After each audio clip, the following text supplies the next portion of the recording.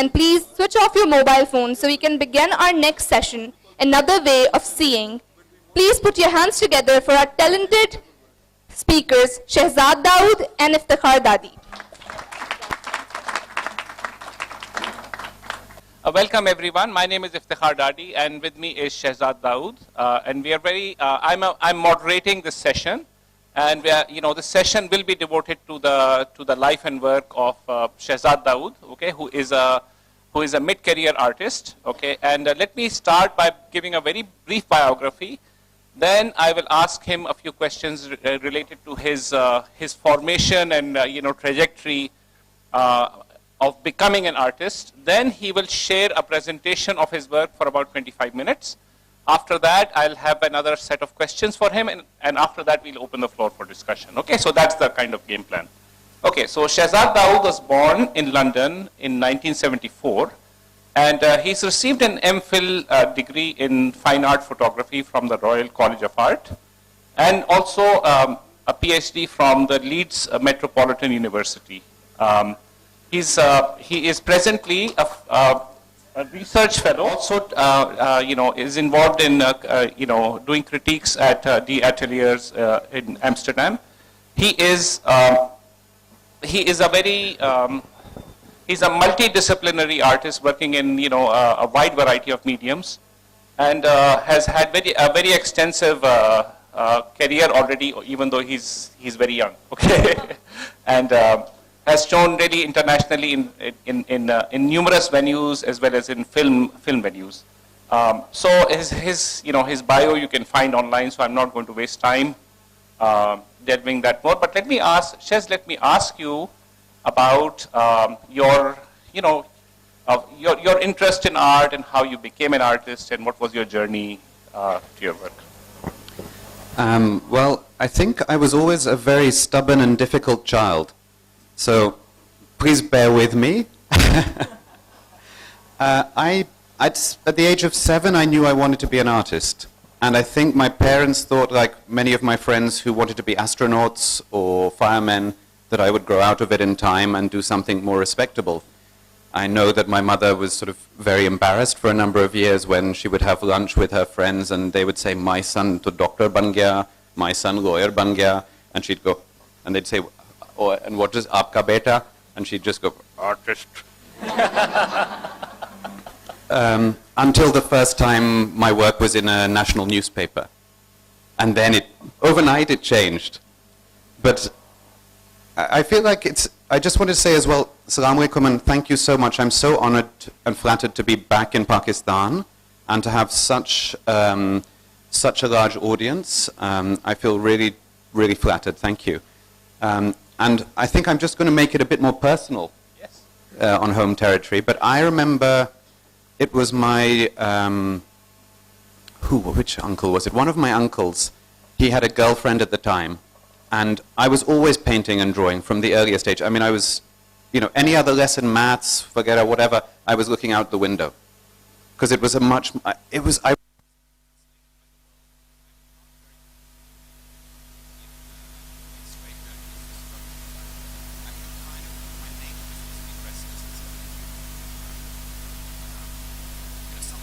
reason, sometimes just for the sake of it. I think sometimes you just can't help your nature. But I remember I'd done this painting of a pirate, 7 years old, and my uncle's girlfriend said, I will give you a fiver for it. Fiver is slang for a £5 note, which to a kid of 7 at that age was, oh my God, that was more money than I ever imagined. The number of sweets you could buy with £5. Where we lived, just underneath was used to have these penny sweet shops, no? Where they would have these jars of brightly colored psychedelic sweets that, were a parent's despair. And, I would sometimes be given 30 pence, 40 pence, and even then that was like 30, 40 sweets. So, your teeth were really rotting already. So it'd be £5. You can imagine the ecstasy at being given £5 for my painting. And I just thought, shit, I can do this? And I never stopped, really. I remember, I've always been similarly stubborn. I remember at 14 years old walking with my mother past the Royal College of Art, and I said, I'm going to go there one day. And I did. It's just, I think in life it's very much if you have the will, you make it happen. And that's led me to work across media as well. I remember first on my MFA and then on my MPhil at the Royal College of Art, I was notionally in the photography department. And at one point I was making paintings based upon film posters. And I was very interested in this idea of where the photograph becomes the painting, becomes the printed object. And the fact that this has been going on, this to me wasn't new. This idea of the circulation of the image across and through several translations, whether of cultural context or just of medium in one context. And I remember my tutors being slightly horrified that I was making painting on a photography course. And this is in London, remember? So I think people can be very conservative wherever you go. And I remember, I think I was just strong enough to sort of have quite productive arguments along the way and suggest that actually this is exactly what photography should be looking at, a more conceptual understanding of the image and how it functions in our society. And I've gone on, mashallah, to be able to experiment in ways that I dreamt of as a younger man and a student. I was always very interested, my interest in film was very much that of an amateur.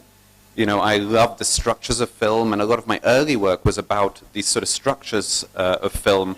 And a very good friend of mine, who's English but from Bangladesh originally, Runa Islam, she said, Shez, when are you going to stop pussying about and make a film? And I said, oh. And, you probably guessed I'm the kind of guy who thought, now I've been challenged, I have to do this thing. And we'll come to that film shortly. But, film became an unexpected extension from performance art for me. And I've always been interested in how an idea moves through space. And by that I mean, I don't see a painting as a static or a flat surface. I see it as an active plane. I don't actually in my head differentiate that much between a canvas or a screen used for a video. They're both modes of display, but that actually have so much more going behind them. If you think about the perspective and perhaps some more mystical ideas about the world. I mean, I've been very influenced always by Sufi thought and philosophy, and that what we see is not what we see. That there's always a deeper consciousness behind appearances. Even Hame Sab in this room, are we really in this room? Are we just engaging in an exercise in consciousness together? But that always started from consciousness and returns to consciousness. In fact, the appearance of all these bodies is just a momentary interruption in consciousness. But maybe that's a good point to get on with showing you some work. Yeah, let's see some works, then we'll have a more informed context for it. Please, first slide. Actually, it's a very nice hall of mirrors. When I was talking about consciousness, it's really doing it. So I wanted to begin with this diagram from Samuel Beckett. I thought it was a nice way to think about presenting my work within the parameters of a literary festival. Beckett is somebody I've always been fascinated by. Samuel Beckett, for those who don't know, was an Irish writer, playwright, and a real polymath. He also did experiments for television. He really didn't limit himself. And that's, I take a lot of inspiration from that. This, what you see in the slide, is a diagram for an experiment he did with BBC television in the 70s, which was got 4 performers to trace the angles of a square and just articulate different pathways around a square. It's very, very reduced. You can actually, I think, find it on YouTube, and it's really well worth seeing. It's called Quad. And just this exploration of geometry for me connected very personally with a lot of the sort of Islamic history in which I grew up. And from very early on, I remember arguing with a lot of my tutors in England and elsewhere where I studied that actually this has already happened before. And for a while I even got quite interested in, as well as Islamic Sufism, in certain ideas of Hindu cosmology, from which the number 0 is articulated both in early Hindu and Arabic cosmologies. And really the idea, in my reading and perhaps my interpretation, was this idea that actually time is simultaneous. which actually is the cusp of understanding of a lot of quantum mechanics these days, which actually goes back to geometry. And for me, it was a way of almost recapturing the value of my upbringing in a Western context, and realizing that all these ideas, the minimalist painting, conceptual art, they for me suddenly had their roots in a kind of deeper and wider mysticism that had not just something to do with my culture, but everything to do with my culture. So please, next. So, from the square, you'll see the first few images. I could have called this talk How One Thing Leads to Another. So thinking about the square becomes the base of these sculptures that I began doing in 2008, that were each named after one of the 99 beautiful names of Allah. And I was very interested at the time because there was a lot of reports in the media about clash of civilizations. And I felt there was no clash. From a kind of personal and maybe more spiritual understanding, there's kabhi koi clash nahi ho raha. That is how power is constructed and maintained. The clash doesn't exist. It exists where there's a specific agenda with a specific goal in mind. And so for me, I just, in a way, I read a lot, think a lot, but then there's also an intuitive light bulb moment. And I just thought, the tumbleweed that's been in so many cowboy films, and I just saw Arabic lighting up from inside the tumbleweed, that actually these cultures always and forever exist inside of each other. That nothing is actually separate. Next one, please. And, for me, perhaps, and there's academics who get quite annoyed with my position, but for me, I actually strive not to make too much distinction between Samuel Beckett's diagram in the 20th century and Ibn Arabi's in the 11th century. For me, they are ways of understanding the universe. So even this diagram of a cosmology of overlapping symbols, it's very interesting. I mean, I tend to disappear into very odd parallel research strands. So while looking at Ibn Arabi, I was also looking, and we'll come to this again later, at UFO studies. So I went to a lot of UFO conferences and was interested in meeting eyewitnesses to UFO sightings. And that their diagrams, for me, had a real parallel with Apne Sufi 11th, 12th century diagrams. And then actually, for me, my work has always been enriched by an endless series of conversations. So I remember one academic friend of mine said, but you've made this connection between the UFOs and the Sufi diagrams. He said, but have you looked at Chinese astronomical maps from the 4th or 5th century? And, actually I remember staying up late one night and just on Photoshop putting these things on top of one another and just, making the layers more transparent and thinking, that brief second where somewhere in a pre-linguistic way, for a brief moment, you've captured the secret of the universe. And naturally, because we're only human beings after all, it's gone in a few seconds. But to know it's there and that you can touch it is, I think, for me, a real inspiration as an artist. Next, please. So a lot of my paintings use old textile fragments and ruggies from Sindh. And I've got more and more kind of confident over the years with cutting them and reassembling them. And I think, for me, textiles reveal something about this structure that lies behind what we see.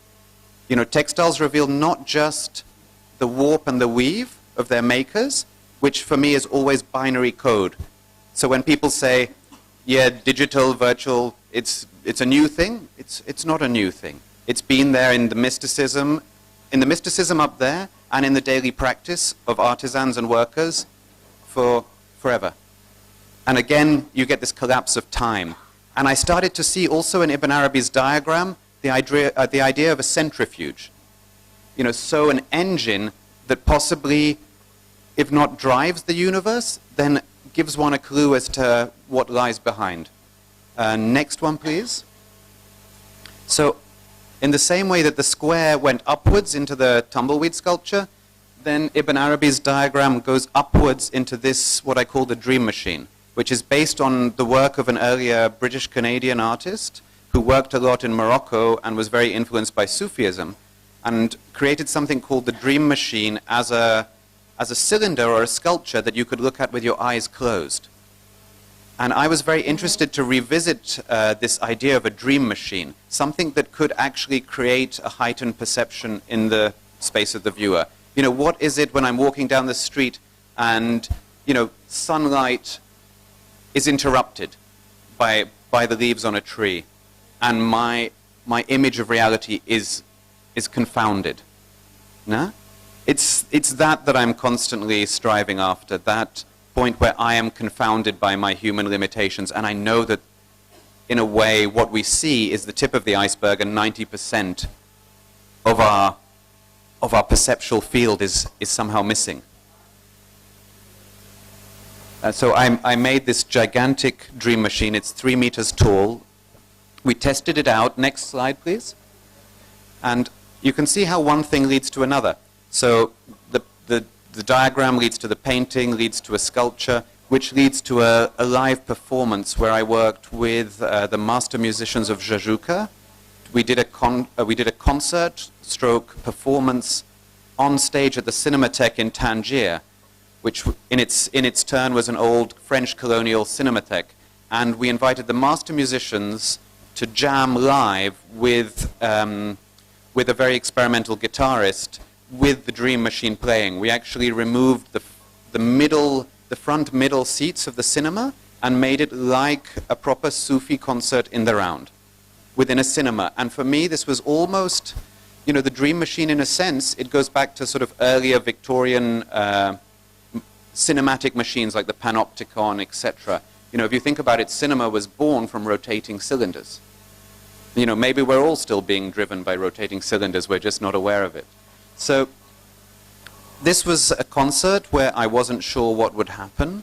I think a lot of the most interesting work is really that made on risk. You know, I'm most turned off when I see work where there's very little risk involved. So we had this giant cylinder arriving in a series of crates to the back of the Cinematheque in Tangier. And in Tangier, they don't have cranes, they don't have lifting your caterpillars. There was 12 of us carrying this thing at about 1 in the morning because it got blocked at customs, and the concert was the next day. And, you know, as I get older, I still like life on the edge like that. No? I try and create, I mean, I'm at a point now where I'm very lucky, mashallah, to have, you know, funding to create 10 more projects at the same level I'm already doing. But kya fayda? I want to create a project at 3 times the level of what I'm already doing, because otherwise I'm just riding on my coattails. So how do you keep challenging it? This was a wonderful concert that I had no idea whether this jam would work. I purposely kept the musicians away from each other till about 4 a.m. the night before. And because I thought, how do we get into this state of a shared consciousness? And actually it was a marvelous concert that actually ended up going on for 4 hours. And there were people actually in trance dancing in the aisles of the cinema. And, you know, I can get all the reviews in the world, but if you have 300 people dancing in the aisles, then I know I've done something, no? It's... Next, please. And, you know, I was then interested in this, the dream machine uses these kind of Moroccan or Islamic tile patterns to create a flicker effect on the retina. So I was interested, could I flatten this out? Because I also work with neon lights and sculpture. Could I flatten this out and it still have the same effect? So this is a neon work that just flickers. You can see half the lights are off right now, but then it switches every 2 seconds. And actually, again, it kind of messes, it disrupts your optical field and generates a mild hallucination. But I would ask, is that the hallucination or is this the hallucination? You know, it's like the fish in the goldfish bowl. Next, please.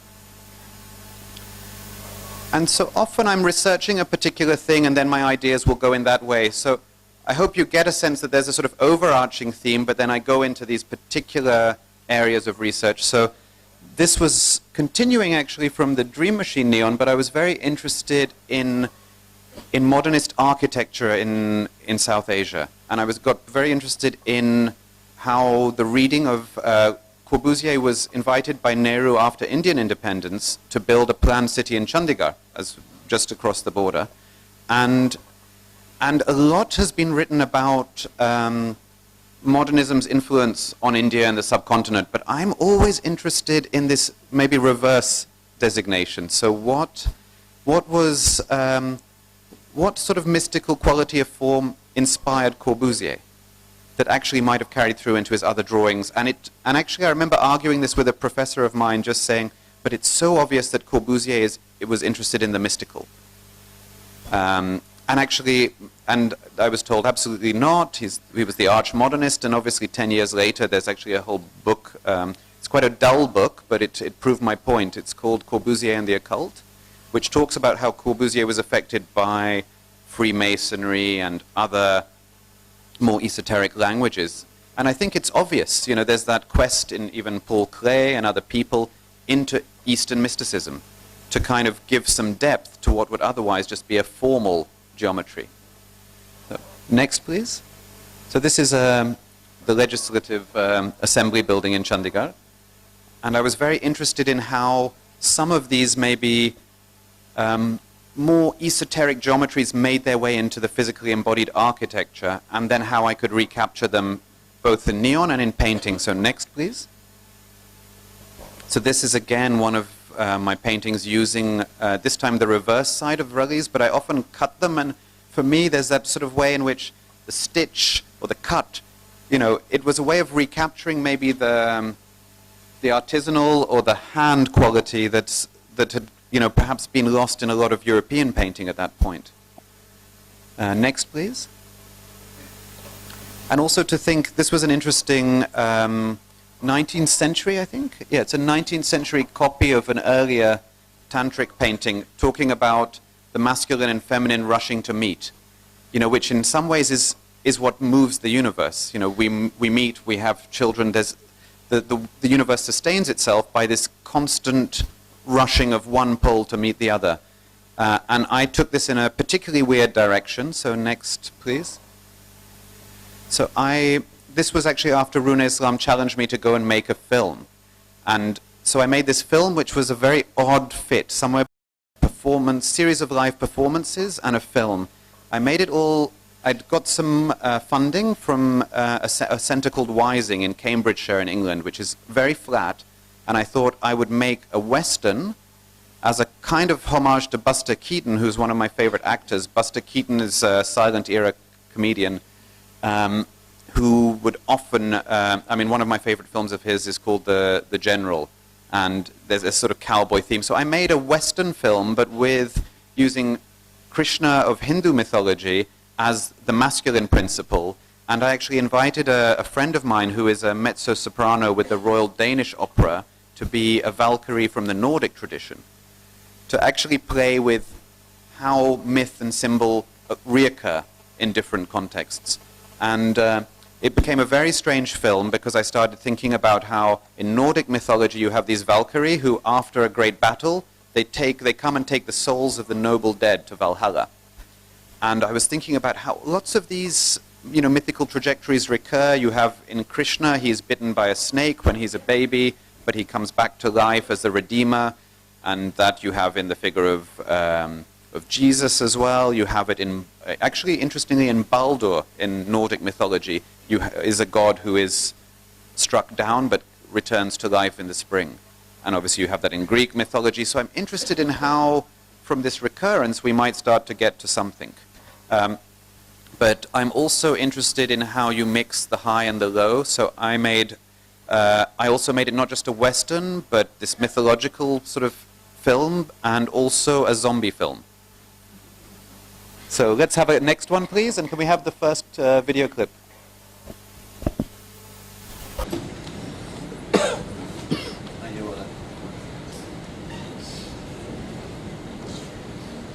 Sounding?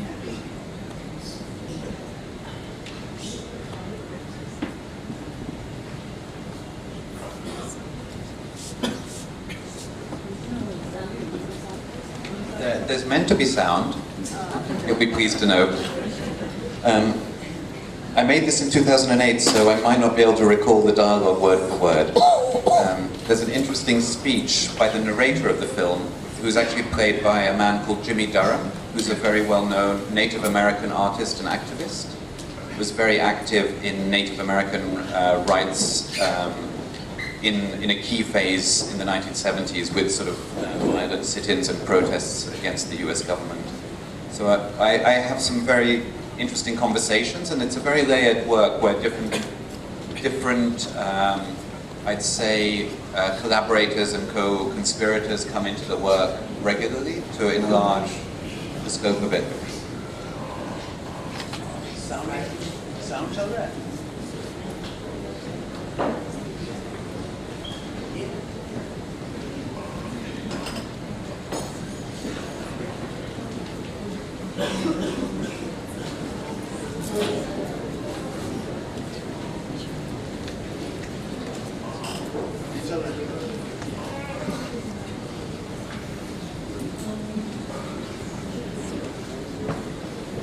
चल रहा है तो वापस PowerPoint पे चले.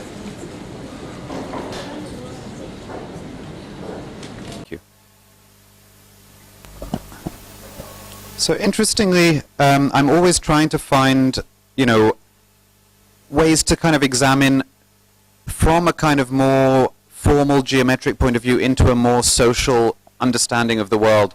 And I got very interested in, and this is where the UFOs come back in, I guess, or start to. But I was invited to do some research in Preston in the northwest of England. Now, Preston is a very interesting city. It had been one of the kind of hubs of the Industrial Revolution, based on expropriating textiles from, as it was then, all India, but from what is now India, Pakistan, Bangladesh. The East India Company, there was a particular officer of the East India Company who actually compiled a book of patterns of the Indian subcontinent, all the handmade different varieties of paisley, yearwood that then went back, and they managed to mechanize them and sell them back in what we all know is a very typical colonial enterprise. And interestingly, Preston now is actually fallen on quite hard times. From being a very grand Victorian city, it's quite poor now. There's not many jobs, and I got asked if I would be interested in doing a public commission, and I don't really get involved unless I spend a lot of time somewhere. Closer. Okay. It seemed to be bouncing a bit. Okay, is that better? Sorry. And one of the things, I found my way into Preston initially because the grand Victorian colonial era park at the center of Preston was now deserted and a no-go area at night. It was full of young kids on bicycles and with hooded tops on, who were drug dealing and whatever after dark and mugging people. But what fascinated me is somebody from Preston told me that all these gangs, there were about 4 different gangs in this park, and they actually communicated with each other by means of different bird calls. So you had the eagles, you had the this, you had the that, but they identified each other as a friend or an enemy according to the bird calls. And I got very fascinated in this idea of, where do we as humans kind of meet the animal? Or where does the animal meet us? It's whether it's evolutionary biology, etc. And I just started making some drawings based on my research. So these were drawings done on old 19th century lithographs where I was just, in an intuitive way, trying to almost note-taking from my nights spent in this park. I was warned by the commissioners not to go to the park after dark, so I was there pretty much every night. And next slide, please. And these evolved into a kind of neon works with actual taxidermied birds. And, I was thinking of Fariduddin Attar. I was thinking of maybe where Fariduddin Attar met these gang kids, in the park after dark. Because, I don't like this separation that something is an elite point of view and something is a more socially marginalized point of view. I think, interestingly, the elite is as socially marginalized as the boys in the park. We're all marginalized, really, when we look at it. And actually, instead of trying to connect via a projected mainstream, could we not connect via marginalization? Actually, that we are all marginal in our particular viewpoints, even our understanding of the same piece of artwork or literature. It's always a marginal consideration. It's something that's very dear to me. Next, please. That's a close-up of one of these works.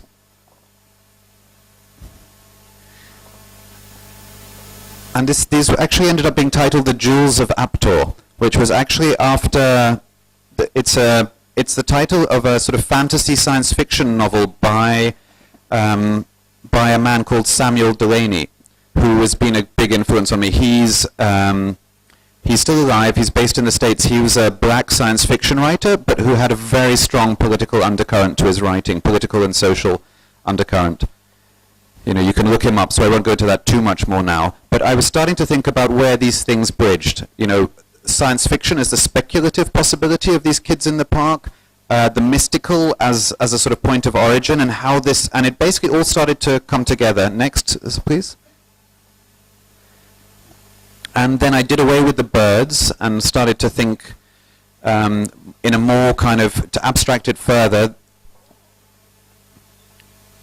And this one is called Rendezvous with Rama, which is also an Arthur C. Clarke novel, which talks about in the far future, a space station is found hovering above Earth with the name of Rama. So it plays with, you know, future, past, mythology reoccurring.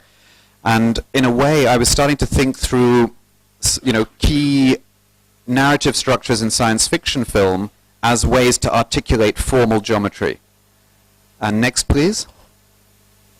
And this led into a whole film, which actually became my first feature film I made in Preston. And it was made in 2011, but was finally released in 2013. It actually was cinema-wide in the UK, despite being this very experimental science fiction piece, which became about identity and migration.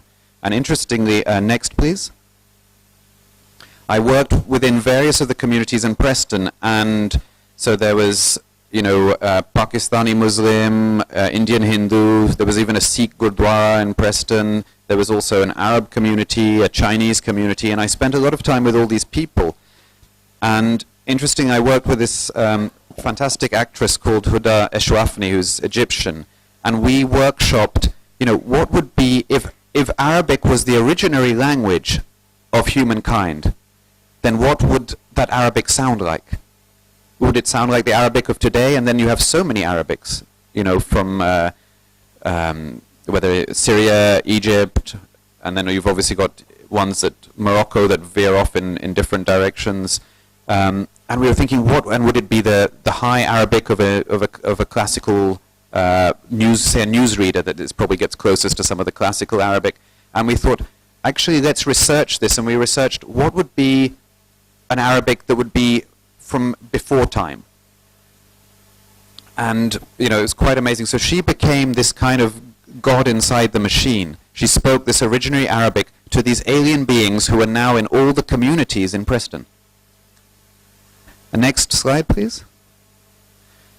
And this is her speaking via a television screen to one of the Chinese new arrivals from outer space in Preston. And it was a very good way to look at migration, some very serious issues such as migration, belonging, you know, where displacement in a genre that made it more acceptable for more people to kind of actually get sucked into the issues at hand. And one of the interesting things was I used a lot of archival image from the city of Preston, but also a lot of imagery of exotic birds in the film. And I realized that, you know, this idea of native and non-native species became an interesting metaphor for belonging. So in a way, you know, pigeons became the poor shitbirds who kind of, you know, who don't have a chance. You know, they're kind of maligned and disregarded because they're dirty and filthy. And then parrots and ibis. So suddenly the foreign, rather than being a source of fear, becomes a source of beauty. And thinking about a sort of reverse exoticization. So there's nice ways in which I think, I was thinking of it earlier actually, that in a way, you know, cinema or film for me is a symbolic form that pretends to be a narrative form. And it's something I try and recapture in my work. And perhaps conversely, you know, visual art, I think, is a narrative medium that masquerades as a symbolic medium. That's just my 2 pence for the day. Next, please.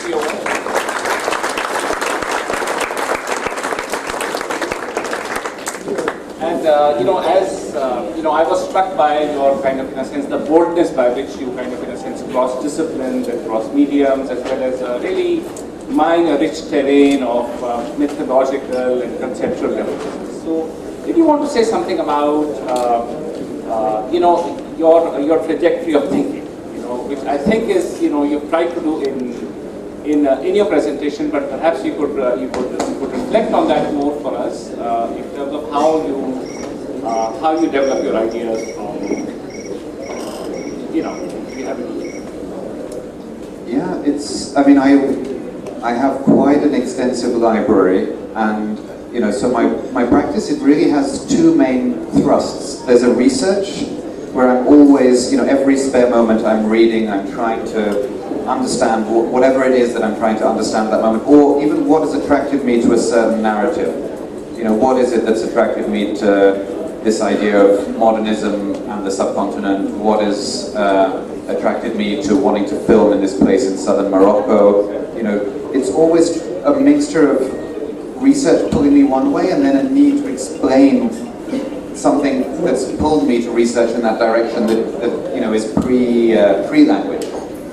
There's always something that, I can do all the research, but what made me interested to research that subject in the first place? And then, research leads to drawing, leads to thinking, and it's just, my head is permanently, I always think of it as like a really messy kitchen. Like a big kitchen, serving a whole hotel. There's very difficult guests who are always demanding room service. So there's always 20 things cooking, minimum, if not 30. My wife will probably tell you she's so used now. She used to kind of scream because she'd think it was a burglar, but it's pretty much every night I jump out of bed at 2 or 4 in the morning to take some notes or draw something. Because actually, and it's those moments where, I can sit there, trying to squeeze out an idea with 10 books on my desk and it doesn't come. But 4 in the morning, somehow, the answer that I've asked before I've slept, in a sort of meditative moment, actually, the answer comes. And actually it's learning to ride what I call those synchronicity waves. So when something starts to gel, you realize that it's not yours, it's not you, but it's been given to you for, if you catch it, it's like fishing. It's sitting there, you've cut your hole in the ice, you're sitting there, freezing your fingers off, waiting for a fish. And when that fish bites, you nab it. You don't let it go. You nab it, you grab it, I won't go further than that, it might be inappropriate. Well, you take it to the kitchen. No, you love it before you take it to the kitchen. You demonstrate your love for it and the fact that it's come to nourish you before you cook it. Okay, so Shez, you are in Lahore, and you mentioned regarding your, growing up and so on, you're obviously of South Asian background, but of course, you are, in a sense, artists should be free to explore, the trajectory of their life and work in whatever direction that takes them. But my question to you is, since we are in Lahore, how significant is the fact that you are of South Asian background and that you have, considerable exposure to, let's say, Sufi philosophy and Hindu mythology, etc. Right? How significant? How much do you think of yourself as an artist that is, that is South Asian, perhaps in some way? I mean, it was a very interesting struggle for me along the way, if I'm honest. Also because I guess I grew up in a London that was not as cosmopolitan as it is now. So often, as a kid, you'd be called Paki and chased down the street or be beaten up for your ethnicity. So actually, as a kid growing up in London, I learned to run pretty fast. I still probably, run fast. So I think in that way, it was something that you couldn't avoid. You know what I mean? Because other people made it an issue for you. And then equally, I remember being at art school when I did my undergrad at St. Martin's in London. The tutors were always trying to push me to make something ethnic. they said, oh, use your background, and I was so against it, because I don't like to be told, no? Who does? And they were always like, why don't you do this, why don't you do that, you know, make some nice decorative, and you're just like, oh, you know, you want to kill these people. And so I thought, you know, I was dead against it for a while. I would make really transgressive stuff that would make the transgressive Gora students look like, you know, look like amateurs. And then, you know, I realized that actually, you know, a bit later when I came to it of myself, I realized that actually I had an advantage. You know, I really had an advantage that I could read Hegel or Kant in the same breath as I could read Ibn Arabi or Rumi. It was not separate. I had an understanding that actually most of my fellow classmates could never hope for, because I'd had it since being a kid. I'd grown up with it. I was lucky enough to have, you know, parents who were very open-minded. So all of this stuff passed to me. And, you know, just in a way, it went beyond this sort of angsty, oh, how do I cope with being a South Asian, but being, you know, a coconut or whatever, you know. It became about, actually, I can do anything with anything. So it actually became for me a kind of, a sort of transcendent, can I say fuck you? It became a transcendent fuck you to all the people who tried to put me in one box or another, no? And I would, you know, and it's something I try and share with my students when I teach. I think we all have that wonderful transcendent, otherwise why are we here? We don't all have that wonderful transcendent possibility within ourselves to become more than what we are. Why were we born? Why did we grow up? If just to die without realizing that truth that is essential to each of us. And, you know, in that way, I've also loved being an educator and having, you know, a commitment. You know, now, as Iftikhar said, I'm a senior research fellow, which basically means I got kicked upstairs, probably for being too much of a troublemaker. And now I have more PhD students. I'm organizing conferences, but, you know, luckily when I go and teach in other countries, I still really enjoy that direct contact with undergrad and MFA students, where you're actually able, I think the best teachers for me were the ones who didn't try and box me, who encouraged me to find something for myself, however scrappy or unresolved it was at that point. So I think we have a few minutes for, about 10 minutes, so I think it's a good time for us to perhaps open the floor for questions and comments. So anyone, yeah, question back there. Hi, as a person with such a different perspective and a different outlook on everything, how do you, as a person, find a sense of belonging? How do I find? A sense of belonging. Can you repeat the question? So if I'd known I had to repeat the question, I would have. So how do I, oh, you've got a microphone. Okay. As a person who has such a different outlook on every single thing, how do you find a sense of belonging? I think that probably builds on my answer to one of Iftikhar's questions, that actually at a certain moment, I didn't care. You know, why do we need to run around looking for belonging? Belonging actually for me started to become a conservative backward action. Actually I'm looking outwards.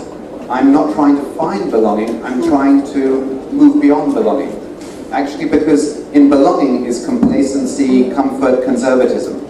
In not belonging, in displacement, actually new possibilities can emerge, new things can kind of juxtapose. Actually, non-belonging opens up empathy. And actually, for me, it's about an empathy with my audience, with my students, you know, with the people I collaborate with the writers. You know, I'm very lucky to have a long list of people from writers to curators to cinematographers that I work with. And actually, I wouldn't be as good a teacher or an artist or a friend if I was so caught up in belonging. Yeah, question back there. What did St. Martin's really give you? Other, you know, you learned a diploma there, basic thing.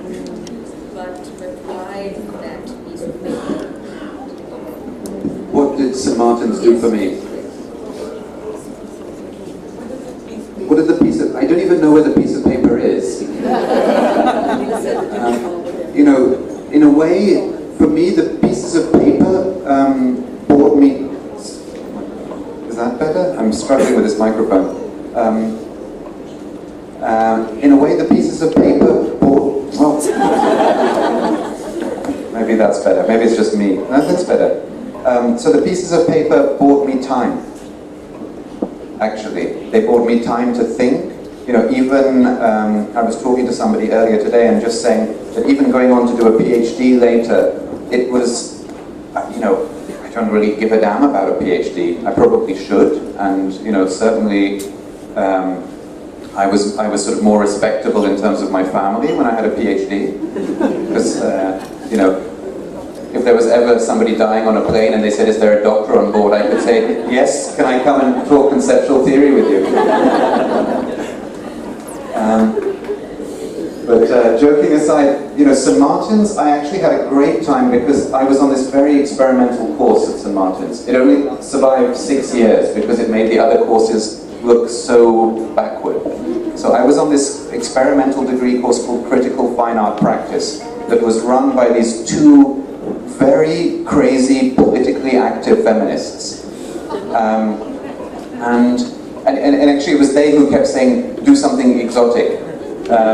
But apart from that, we had a very great time, and they pushed me to engage with a lot of writers like Helen Sissou, Luz Irigaray, Julia Kristeva, who helped me perhaps understand what I wanted to say or move towards it, in that their writings were sort of impassioned, gave a feminine point, you know, a very strongly feminine point of view, which was great to kind of, if my empathy was to go in different cultural directions, it also had to cross gender. You know, if I can't empathize with my wife, my partner, you know, my daughter, what use am I as a father and a husband? And that was very firmly there, but even say somebody like Julia Kristeva's writing, who'd experienced firsthand some of the traumas of the Second World War and beyond, was to sort of understand what was at stake, you know, in a visual language. But as an artist, I've always had that kind of very basic moral code, and I think that's what I got from there. It was not because of St. Martin's. It was just, I think, more because of these really quite wonderful ladies who ran the course. You know, one of whom sadly died a few years ago, and one of whom I'm still in touch with.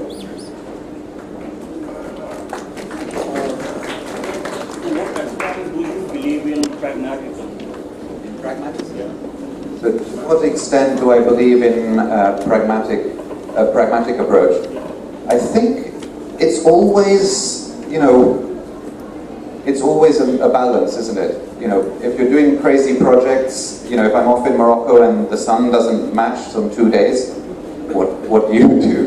And you've got a limited budget to work with, you've only got so many days to shoot, you have to think outside of the box. So I think there's always a pragmatic thing. You know, one day we were shooting this film, I just referenced this film because the image is there, and this wonderful Martian beach. Well, the truck with all the equipment got stuck in the sand because there'd been a high tide the day before. And what do? You quickly shoot another scene while everyone on the crew is trying to get the truck out of the sand. So there's a certain, you know, you have the ideal of your ideas, and then I know a lot of artists who have meltdowns or panic attacks when it doesn't go perfect. And actually, I'm much more pragmatic than that. I expect it not to go perfectly. Sometimes I even understand the need for things to go wrong, because out of that something else can happen. And it's also, I don't know, I always like that sort of, to maintain that humility that, you know, your best idea is never going to be the universal God's best idea. You're going to end up in something, and actually that's you being tested. Like, what can you do with this? You're going to go and cry, and you know, go back to your room you're staying in and have a cry, or you're going to find a solution. I'm a find a solution kind of guy. As much as I'm mystical and out there, it's like, how do you bring that into? It's for me, it's always the transcendent without the everyday is meaningless. Shez, you gave me this book, and you have other publications as well. And I just wanted you to enlighten the audience as to how they can find out more about your work. There's quite a comprehensive, you can go to my website, shezaddawood.com, and there's information on upcoming shows, but there's also a reasonable archive of previous texts that I've written and other people have written on my work, a kind of overview of the work and exhibitions I've done.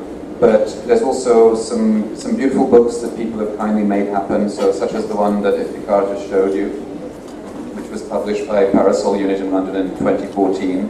There's also, I think it's hard to get now, a book called Piercing Brightness, which was published by Museum of Modern Art in Oxford in 2012. And there's a book that I created called Black Sun, which was around a project I curated that took place at the Devi Art Foundation in Delhi in 2013 and 14, and then toured, which is, I don't actually have my work in, but a lot of my writing and ideas are there.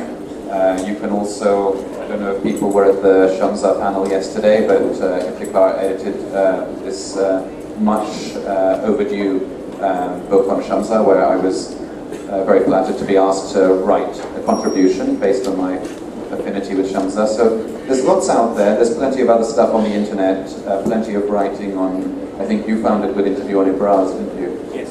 So there's plenty of stuff. I think there's even, if you're not bored of hearing me speak, there's even a few YouTube clips of me probably saying entirely contradictory things on other platforms.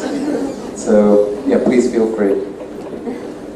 Well, we are out of time, but I hope we hope to see Shezad Dawood again in Lahore very soon.